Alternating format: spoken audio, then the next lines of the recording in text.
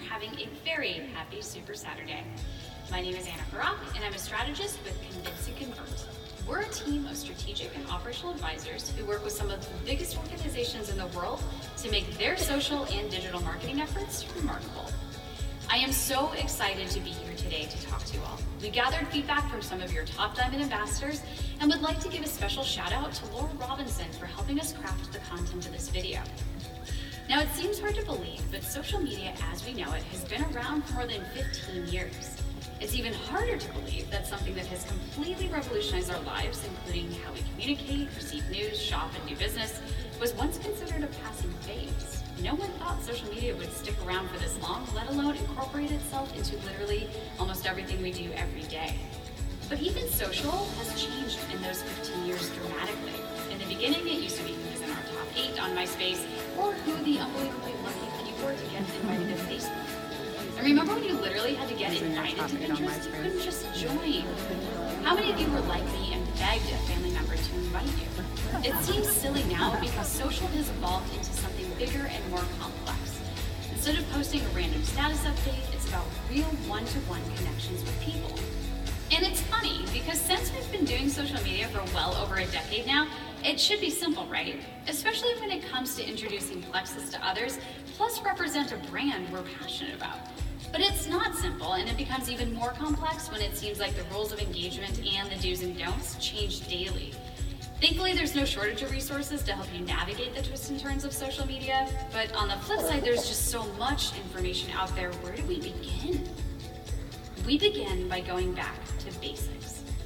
That's because what you'll find is a lot of advice out there emphasizes how to do social, but what we really need to focus on in order to be successful ambassadors is how to be social. And that's exactly what we're going to talk about today. In the next few minutes, I'm going to give you 3 quick and simple tips that anyone, no matter who you are or where you're at today with social media, can use to be more social. The result will help you create a more engaging social media presence, expand your network, and grow your connections. Are you ready? Quick tip number 1. Engage with others to be seen organically by social media algorithms. All too often, we focus so much of our time and energy on creating content that we forget to interact with the content other people post. Again, it goes back to what we talked about before. We're too caught up in doing social instead of focusing on being social. Engaging with content from other people is actually a huge factor when it comes to being seen organically by social algorithms.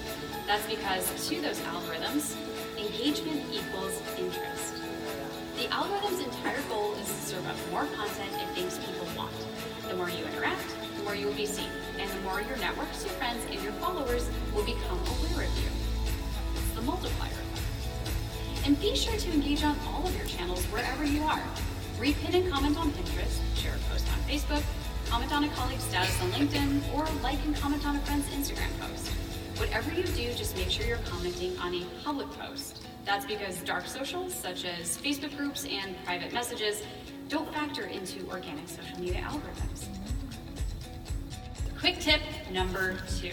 Use hashtags on Instagram to help expand your network and get discovered by new audiences. Even though hashtags originated on Twitter and have slowly evolved onto other networks, they've become absolutely essential on Instagram and will help your content be discovered by new audiences. For those of you who may not be familiar with how they work, think of them as a file folder system. Anytime a post features a hashtag, it then gets categorized into that specific folder. For example, every Instagram post that contains hashtag Plexus is placed into that specific folder. Users can then search for hashtags and bring up every post on Instagram that features that specific hashtag. That means your post can show up in a complete stranger's Instagram search if you have the hashtag you're looking for. Using hashtags is fairly straightforward. You just add the symbol, add a word, and Instagram takes care of the rest. But there are a few things to keep in mind to help maximize your effectiveness. Did you know that more hashtags are actually better to drive interaction on Instagram? We recommend between 7 and 11. That may seem like a lot, but it's actually a common practice. And rather than turn generic words like healthy or happy into hashtags, take time to research unique hashtags. You can even search what's trending. To do this, use the search box in Instagram and type in the hashtag you want to use. For example, if you want to use hashtag holistic wellness, search hashtag holistic wellness in the search box. Then look at the posts that come up. Does the content align with what you're posting? Is it relevant to your audiences? Is it relevant to Plexus? If you can answer yes to those questions, then use those trending hashtags on your posts. Next time someone is looking for hashtag holistic wellness, they'll find your post as long as your profile is public. Remember, hashtags should be unique, conversational, and concise, but they should never include numbers, punctuation, or symbols. Social platforms don't recognize those elements in hashtags. Quick tip number 3. Join Facebook groups to make new social connections and expand your network. Although Facebook groups won't factor into your visibility with organic social algorithms, they are critical to helping you expand your network and make new connections. Now, many of you have your own Facebook groups that you started, but how many non-Plexus Facebook groups do you belong to?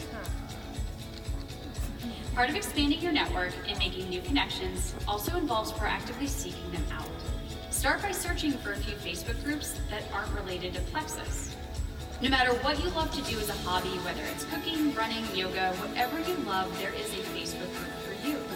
There are even lifestyle-based groups to look for, like parenting groups, which sometimes label themselves as mommy groups. Or there are even community-based neighborhood groups you can join too. Whatever you do, find groups centered around topics you genuinely care about and can participate in. To do that, follow these 3 steps. First, make a list of 3 hobbies or phases of life you're going through right now. An example can be that you love hiking, you're the parent of a toddler, and you're currently building a new home.